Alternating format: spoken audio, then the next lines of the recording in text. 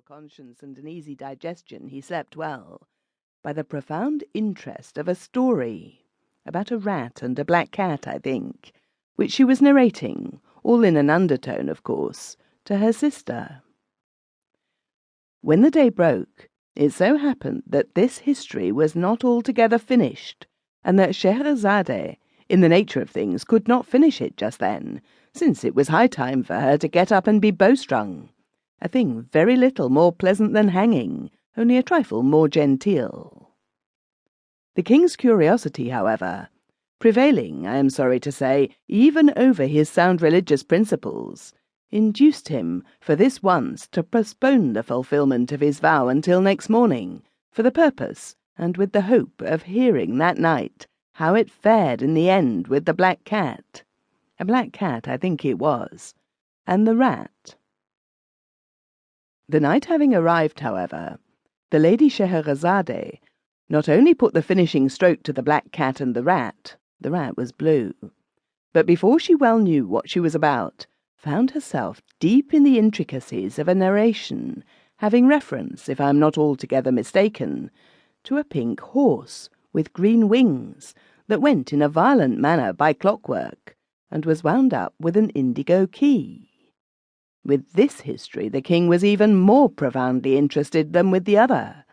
and as the day broke before its conclusion, notwithstanding all the queen's endeavours to get through with it in time for the bowstringing, there was again no resource but to postpone that ceremony as before for 24 hours. The next night there happened a similar incident with a similar result, and then the next, and then again the next, so that in the end the good monarch, having been unavoidably deprived of all opportunity to keep his vow during a period of no less than 1001 nights, either forgets it altogether by the expiration of this time, or gets himself absolved of it in the regular way, or, what is more probable, breaks it outright, as well as the head of his father confessor. At all events, Scheherazade, who being lineally descended from Eve, fell heir perhaps to the whole 7 baskets of talk, which the latter lady, we all know, picked up from under the trees in the Garden of Eden. Scheherazade, I say, finally triumphed, and the tariff upon beauty was repealed. Now this conclusion, which is that of the story as we have it upon record, is no doubt excessively proper and pleasant. But alas, like a great many pleasant things, it is more pleasant than true, and I am indebted altogether to the Is It or Not for the means of correcting the error. Le mieux, says a French proverb, est l'ennemi du bien. And in mentioning that Scheherazade had inherited the 7 baskets of talk, I should have added that she put them out at compound interest until they amounted to 77.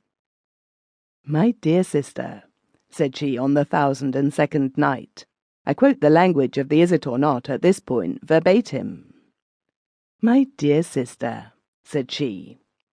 now that all this little difficulty about the bowstring has blown over, and this odious tax is so happily repealed, I feel that I have been guilty of great indiscretion in withholding from you and the king, who I am sorry to say snores, a thing no gentleman would do, the full conclusion of Sinbad the Sailor. This person went through numerous other and more interesting adventures than those which I related,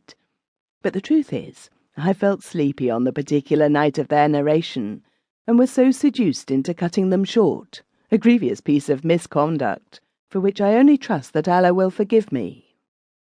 But even yet it is not too late to remedy my great neglect, and as soon as I have given the king a pinch or two in order to wake him up so far that he may stop making that horrible noise, I will forthwith entertain you, and him if he pleases, with the sequel of this very remarkable story.